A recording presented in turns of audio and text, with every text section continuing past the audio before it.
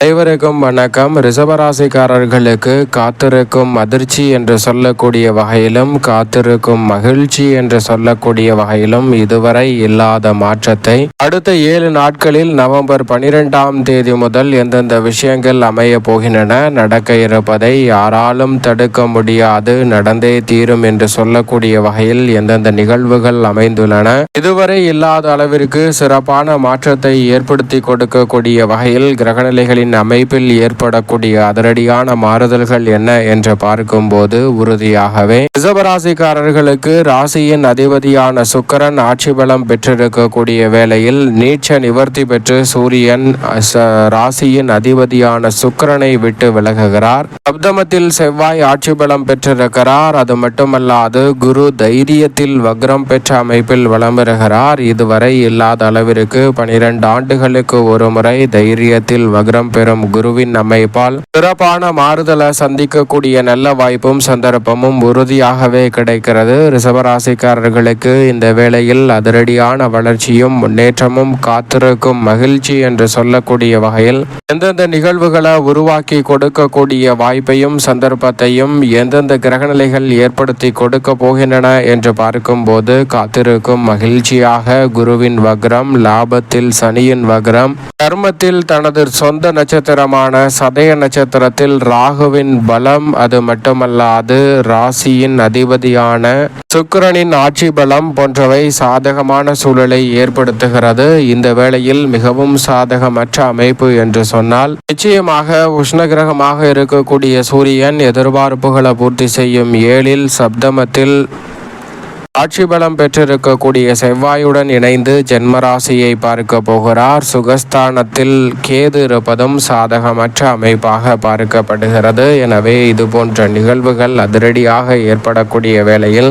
சாதகமற்ற சூழலை கூட சந்திரன் துரிதமான மாற்றத்தை சந்திப்பதால் சில நல்ல வாய்ப்புகளையும் ஏற்படுத்தி கொடுக்க போகிறார். இப்படி நவ கிரக நிலைகளின் அமைப்பில் அதிரடியான மாற்றம் ஏற்படக்கூடிய இந்த வேளையில் மிகவும் அதீதமான நன்மையும் காத்திருக்கும் மகிழ்ச்சியும் என்று சொல்லக்கூடிய வகையில் ராசியின் அதிபதியாக இருக்கக்கூடிய சுக்கிரன் ஆட்சி பலம் பெற்று தனது சொந்த ராசியில் வலுவாக வலம் வருகிறார். அது ரிஷபராசிக்காரர்களுக்கு 6ஆம் இடமாக பார்க்கப்படுகிறது. ருணரோக சத்ருஸ்தானத்தில் ராசியின் அதிபதி மிக வலுவாக வலம் வருவதால் கலைத்துறை மற்றும் அரசியல் துறை சார்ந்த பணிகளில் இழுபறியாக இருக்கக்கூடிய பல நிகழ்வுகளை இந்த தருணத்தில் சிறப்பாக மாற்றி முடிக்க முடியும். இதுவரை இல்லாத அளவிற்கு சிறப்பான மாற்றம் என்று சொல்லக்கூடிய வகையில் ரிஷபராசிக்காரர்களுக்கு உறுதியாகவே இந்த வேளை மிக பெரிய அளவிலான அதிரடியான மாற்றத்தை ஏற்படுத்தி கொடுக்க போகிறது. எனவே மிக பெரிய அளவிலான காரிய தடைகள், சிரமங்கள், சிக்கல்கள் போன்ற அனைத்தையும் நகர்த்தறிவதோடு முன்னேற்றத்தையும் வளர்ச்சியையும் நிறைவாக உருவாக்கி கொள்ளக்கூடிய நல்ல வாய்ப்பும் சந்தர்ப்பமும் இந்த வேளையில் ரிஷபராசிக்காரர்களாகிய உங்களை தேடி வருகிறது. சரியாக பயன்படுத்தி கொள்ளுங்கள். ராசியின் அதிபதியான சுக்கிரன் ஆட்சி பலம் பெற்று வலம் வருவதால் நினைப்பதை காட்டிலும் பல புதிய வாய்ப்புகளும் சந்தர்ப்பங்களும் நிறைவாக உங்களை தேடி வரும். பல்வேறு வகையான பணிகளை ஒரே கண்ணோட்டத்தோடு அணுகாமல் உங்களது பார்வையில் மட்டும் பார்க்காமல் மற்றவர்களின் கோணத்திலும் மற்றவர்களின் பார்வையிலும் பார்ப்பதால் அதில் இருக்கக்கூடிய பல பிரச்சனைகளையும் சிரமங்களையும் முழுமையாக ரிஷபராசிக்காரர்கள் களைவதோடு மிக சிறப்பான வளர்ச்சியையும் முன்னேற்றத்தையும் இந்த தருணத்தில் உருவாக்கி கொள்ளக்கூடிய நல்ல வாய்ப்பும் சந்தர்ப்பமும் உறுதியாகவே கிடைக்க இருக்கிறது. அதோடு மட்டுமல்லாது வித்யாகாரகரான புதன் ருணரோக சத்ருஸ்தானம் ஆகிய 6ல் இருப்பதால் மாணவர்களின் கல்வியில் ஏற்பட்ட தடைகள் இந்த தருணத்தில் நிச்சயமாக விலகும். புத ஆதித்ய யோகம், புத சுக்கர யோகம் என பல்வேறு வகையான யோகங்கள் இந்த தருணத்தில் நிறைவாக கிடைக்கக்கூடிய வேளையில் வக்ர நிவர்த்தி பெற்றும் பலம் பொருந்திய அமைப்பில் வலம் வருகிறார். எனவே மாணவர்களின் கல்வியில் தடையில்லாமல் முன்னேற்றம் நிறைவாக கிடைக்கிறது. உயர்கல்வி சார்ந்த விஷயங்களும் சாதகமாக இந்த தருணத்தில் அமைவதற்கான சந்தர்ப்பம் உண்டு. உஷ்ண கிரகமான சூரியன் நீச்ச நிவர்த்தி பெற்று சப்தமத்தில் அமர்ந்து ஜென்மராசியை பார்க்க போகிறார். ஏற்கனவே சப்தமத்தில் சப்தமாதிபதியாக இருக்கக்கூடிய செவ்வாய் ஆட்சி பலம் பெற்றிருக்கக்கூடிய இந்த வேளையில் அவருடன் இணைந்து வலம் வர போகிறாருங்க. சப்தமஸ்தானத்தை இரு கிரகநிலைகள் வலுப்படுத்தும் தருணம் என்பது சற்று எதிர்பார்ப்புகளை பூர்த்தி செய்வதோடு மட்டுமல்ல மட்டுமல்லாது குரு மங்கள யோகத்தின் காரணமாக பல்வேறு வகையான மங்களகரமான காரியங்கள் சிறப்பாக கைகூடும் தருணமாகவும் நிச்சயமாக இந்த தருணம் அமைய போகிறது. எனவே சரியாக ரிஷபராசிக்காரர்கள் இந்த தருணத்தை பயன்படுத்தி கொள்ளுங்கள். சப்தமஸ்தானத்தில் சூரியன் மற்றும் மங்களகாரகரான செவ்வாய் 17ஆம் தேதி முதல் மிகவும் வலுவாக இணைந்து வலம் வருவதால் ஆளுமையும் அதிகாரமும் கொண்ட பொறுப்புகளும் பதவிகளும் உங்களை தேடி வருவதோடு பல அதிரடியான மாற்றத்திற்கு வழிவகை செய்யக்கூடிய வாய்ப்பும் சந்தர்ப்பமும் இந்த தருணத்தில் நிச்சயமாக உண்டு. மங்களகாரகனும் முதன்மை கிரகம் இருக்கக்கூடிய சூரியனும் இணைந்திருப்பதால் பல காரியங்களை தவிடுபடியாகி முன்னேற்றம் நிறைந்த ஒரு வேலையாக மாற்றிக்கொள்ளக்கூடிய சந்தர்ப்பம் நிச்சயமாக உங்களை தேடி வரப்போகிறது. எனவே மிகப்பெரிய அளவிலான காரிய தடைகளை கூட தவிடுபடியாக்கி முன்னேற்றம் நிறைந்த ஒரு தருணமாக மாற்றிக்கொள்ளக்கூடிய வாய்ப்பும் சந்தர்ப்பமும் இந்த தருணத்தில் நிச்சயமாக உண்டு. தசாபுத்திகள் பொதுவாக இருப்பின் புதிய அசையும் அசையா சொத்துக்களை வாங்கக்கூடிய நல்ல வாய்ப்பும் சந்தர்ப்பமும் நிறைவாக கிடைக்கிறது.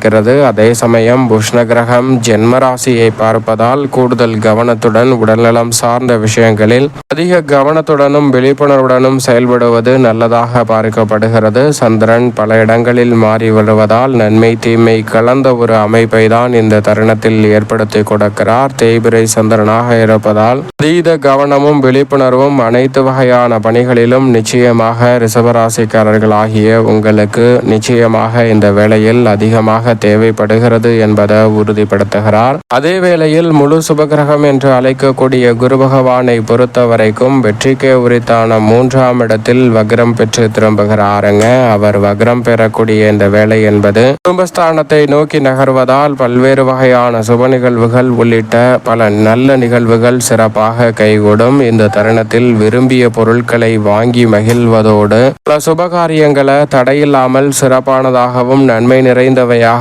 மாற்றிக்கொள்ளக்கூடிய சந்தர்ப்பம் வலுவாக கிடைக்கிறது. உங்களது கடின உழைப்பிற்கேற்ற நல்ல பலன் நிச்சயமாக உண்டு. சுபகாரியம் சார்ந்த பேச்சுவார்த்தைகள் பெரிய அளவில் எளிதில் வெற்றிகரமாக அமைவதோடு முன்னேற்றத்தையும் வளர்ச்சியையும் அள்ளி கொடுக்க போகிறது. உத்தியோகம் தொழில் ரீதியாக நல்ல முன்னேற்ற வாய்ப்புகள் உண்டு. அரசு சார்ந்த பணிகளிலும் சரி இந்த தருணத்தில் அரசாங்க காரியங்களுக்காக விண்ணப்பித்திருக்கக்கூடிய விஷயங்களிலும் நிறைவான முன்னேற்றம் நிச்சயமாக கிடைக்க போகிறது என்பதை உறுதிப்படுத்துகிறார். சரியாக பயன்படுத்திக் கொள்ளுங்கள். சனி லாபத்தில் வக்ரம் பெற்றிருக்கிறார். ராசியின் அதிபதியான சுக்கிரனின் நட்பு கிரகமான சனி வக்ரம் பெற்றிருப்பது சற்று சாதகமற்ற அமைப்பு என்று பார்க்கப்படுவதால் இந்த தருணத்தில் மற்றவர்களுக்காக ஜாமீன் கொடுக்கக்கூடிய விஷயங்களில் அதிக கவனம் தேவை. நீண்ட நேரம் கண்விழித்து உழைக்கக்கூடிய தருணங்களிலும் கூடுதல் கவனத்துடன் இருப்பது நல்லதாக பார்க்கப்படுகிறது.